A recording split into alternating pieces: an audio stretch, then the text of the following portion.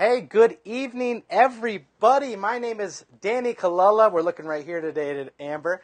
My name is Danny Kalula, and today we're here with Amber Herring from A Healing Journey Counseling. And as you see above us, we are here to spread the word that next week is National Eating Disorder Awareness Week. And you called me on the phone and you said, we have got to talk about this. Absolutely. I've seen other people talking about it. I've seen other people bringing it up. And you want to make sure that not only your audience, but anybody that might see this message this week or today knows that next week is National Eating Disorder Awareness Week, and the message of that week is come as you are, right?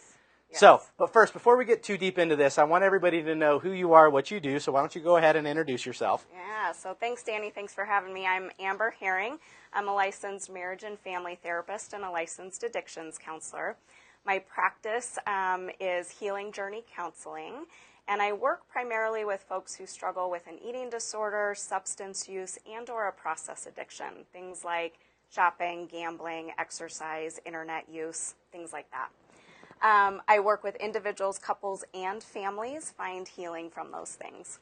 I love it. And you have a real passion for people suffering with eating disorders and substance abuse. Yes. And you probably see that more than the normal population would think that we see that. Totally. These things tend to go hand in hand, Yep. right? One thing leads to another, and next thing you know, it's something that needs a lot of attention. Absolutely. So today, what we want to do, and the reason we're doing this, is because we want to bring awareness first to the general population around eating disorders. What it means and what this week means and why we use the word come as you are, why we say that, why we're doing that, because this is your first Facebook Live. Yeah.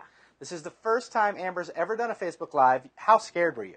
Terrified. Terrified. And she said to me, it's so important that I do this because I know others are going to be terrified to reach out to me for help, that I need to do this to position myself as that person that can help others reach out and get that kind of help, right? Totally. So why don't you tell me about what come as you are means to you when it comes to National Eating Disorder Awareness Week? What does that mean?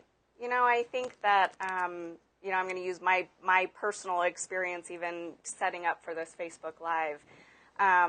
I'm nervous and I'm anxious and I'm scared, and the tendency is to kind of perfect this or to kind of come up with a plan or get the perfect outfit so that I can show up in a polished way. And I think that so often that's the human experience, right? Mm-hmm. So we're we have this kind of internal critic, this voice that tells us you got to be perfect, you got to do it the right way, you got to show up in a way that's polished, in a way that people will accept you and receive you. And I just love this message, right, that we just come as we are. I'm going to come to you today as I am with all the anxiety, all the nerves. Because it matters to you. Totally. Because the people on the other side of this lens, the people we're lucky enough to maybe talk to today, they matter to you. Absolutely. The pain they feel, the struggle they're going through. I mean, Fear. this is a very isolating disease. Very isolating. Yeah. It's not something you share with friends. It's not something you share with colleagues. Sometimes people deal with this on their own. Yes. Altogether. And anybody out there have an inner critic that tells them bad things? I know I do. I have to work really hard to make sure that voice inside my head doesn't take over, right? Totally. So you're not alone. That inner voice you hear, you're not alone. And if you're to that point where it's gotten out of control, that's where somebody like Amber comes into play to sort of help you out with that. So not that you can deal with somebody at the highest level of care, but let's talk about that experience you've had. So you've worked at basically the highest level of care when it comes to eating disorders, right? Yep. You've dealt with, when it comes to eating disorders and substance abuse, the sickest of the sick, right? So anybody that has anything, what do you say to somebody they're afraid to tell you their story and what's going on? What would you say to that person? Absolutely, that you're not alone, that we all, I think regardless of what we're talking about, right, whether it's treatment or therapy or asking for help, it's scary, right? It's scary to be vulnerable. It's scary to be on camera live and have something unscripted, right? It's scary, but you're not alone. And, I think in the title, in the name of my business, Healing Journey Counseling, that was pretty intentional for me, that we're on a journey together. I'm scared, you're scared, I have that inner critic, you have that inner critic, but we're going to kind of sort through this together. We're going to be on this journey together, sifting through those things. sharing victories, sharing defeats. Totally. That's what it means to work with somebody in the mental health profession.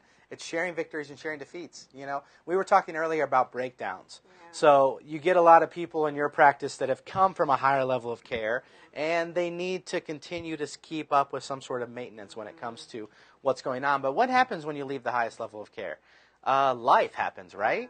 Like real life happens. You start to come up against obstacles that you thought you had under control, and then you find out you didn't, and you have a breakdown, right? Not a breakdown like a mental breakdown, but a breakdown like your car broke down. Like, I don't know how to get over this hump. Yeah. And you're there to really help those people get over that hump, right? Totally, totally. And to maintain the work that maybe you started in a higher level of care. Right. You know, I think that sometimes these things, when we're talking about eating disorders, substance use, and other behavioral process addictions, they kind of take over before we realize it, right? So higher levels of care, really, the function is to support stabilization, that this thing got kind of out of control. This thing, this diet that seemed to be a good idea at the time, helped me feel really good for a while, has kind of sort of taken over. My exercise routine, my substance, this thing that helped me kind of numb and detach for a while took over. Higher levels of care help us kind of stabilize that. It gets to the point where we start sifting through, okay, this is no longer working. But as you said, then life happens, right? You leave that higher level of care and life happens. I go back to my family system. I go back to my job. I go back to my career that, you know, maybe things in that environment actually reinforced my all your need. stressors, right? Yeah. Stressors, the list. All of us have these list of stressors, and when you get them and they kind of smack you in the face in real life, you need that level of support. So for anybody that doesn't quite understand, I know we have some notes here about eating disorders. Yeah. Why don't you just give a brief overview of what eating disorders are? Yeah. From the pro. So I think this is kind of a simplistic description of it. There's lots of different eating disorders when we're looking at kind of diagnosis and how it shows up. Right. But I think in general, when I think about conceptualizing eating disorders, it's really an unhealthy relationship with your body that comes kind of in the form of food, exercise, diet, sometimes substances like laxatives, diuretics, even caffeine use, diet pills. So it kind of, at the basis, is really just an unhealthy relationship with my body that sort of takes over, right? So I think at the root of most of the folks that I work with, what we're talking about is an inner critic, right? The voice inside that says, you're not good enough, you're not as good as, you would be better if, you know, and so this is kind of a prime landscape for if I just lose a few pounds, if I just exercise a little bit more and feel better, you know, and those things really help for a while. They help us kind of feel better. We're starting to feel more energetic. We're kind of distracting from that not good enough. We're putting that energy somewhere. Right. But then I can't diet enough or I can't exercise enough to make that not good enough go away. This is where I think the folks that I work with, it kind of even snowballs. So when the diet and exercise is no longer working, now I need the substance. Now I need shopping. Now I need gambling kind of in addition to, because it's really hard to sit with that shame or that voice that tells me I'm not good enough. Totally. So if you're watching right now, the reason we're doing this is because we want to connect with more people on social media that could be struggling with what's going on, what we're talking about. So we're going to ask you to do a couple of things. One, make sure you comment. Make sure you say hi. It means so much to us and to Facebook. They're going to actually push this video further if you just comment and say hi or anything like that. Or if you feel so inclined, hit the share button. Let this message, let somebody like Amber, who's being so brave to talk about this, let her get out there and start doing work through social media to somebody that needs to hear this. Because we talked about this earlier. We'd be so lucky if somebody right now who is hurting saw this message and got to hear some words of, you're not alone. Don't feel so isolated. There's help. And we're going to go over some resources at the end for anybody who is watching that today, who's seeing this, or in the future on replay. And we're going to show them some resources, some areas where you can start to, A, educate yourself, and then, B, decide what next steps are for you. And if Amber can be somebody that can sort of show you next steps or tell you where you're at, I'm sure you'd be more than happy to do that. Because you left your full-time job to start this up on your own and go and insanely start helping people that need help because no other reason than it matters to you. You know, this is your passion, this is your purpose. which is a beautiful thing. Yeah. So I'm going to show off the National Eating Disorder Awareness Week website. Let me get this real quick. My eyeballs are not so working with me, and I can't find my mouse. Here we go. So this is the National Eating Disorder Awareness Week website, National Eating Disorder Awareness. A lot of resources are on this website for you to check out. Posters, videos, resources. Let's get social. If you're somebody or a family member or a person suffering with substance abuse or an eating disorder, this is a great resource for them to go and kind of get the ball rolling. Is that what you would say about this website? Totally. When do you share this website with people? You know, I think that this is, so the National Eating Disorder Association is who kind of puts this week together annually. And, you know, this website is just beautiful in terms of support, where to find treatment, how to talk to people about eating disorders, how to talk, you know, how to start these conversations. How to learn. There's a tab here on just learn. Absolutely. Like, you know, you just might not know what you don't know yet. Yeah. And, you know, the one thing I love when I talk to people in your profession, the one thing I love to say is that you're giving people tools for their tool belt. It's an insufficient tool belt right now. They don't have the tools. They don't have the resources. They don't have the knowledge. Right. And until they get to sit down with you and sort of work with you, you're giving them a whole slew full of tools to be like, look, when this happens, let's think about doing it this way, right? Totally. Let's think about like when that inner critic starts to say to you, you're not good enough, and we used to exercise or we used to eat or we used to do something, then now start doing this, right? It's that tool belt. Right. And a kind of conversation where we can talk about what doesn't work, right? The things that you've tried that have worked, that don't work. You know, and I think, again, we're on the journey together. I do have some skills and some tools that I can offer to support folks, but the work is really that we're sorting through that together. That, you know, what was the diet giving you? What was the exercise giving you? What was it doing for you? And how do we do something different in that to help you kind of connect to a more rich and meaningful life?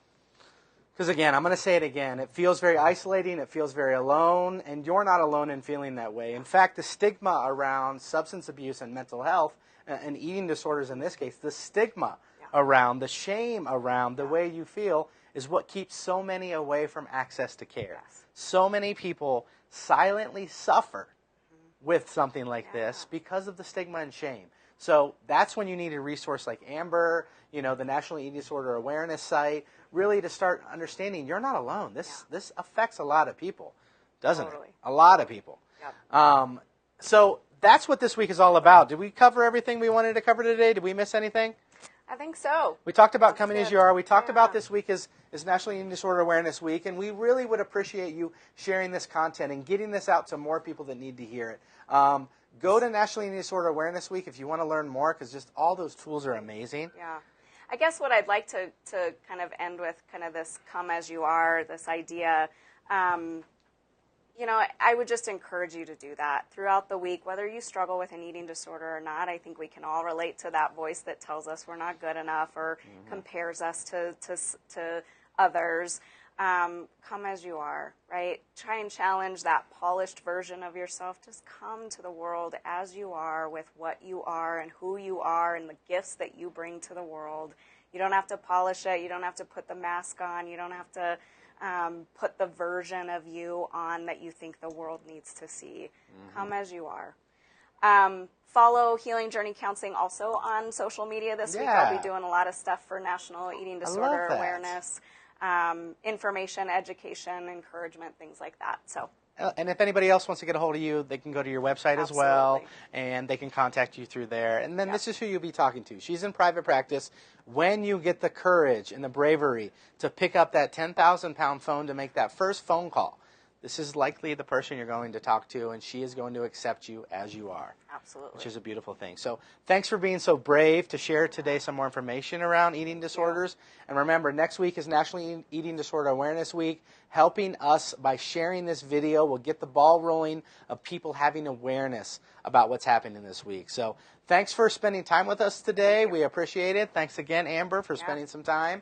And if you have any questions or concerns, please do reach out. All right, have a good day, everybody.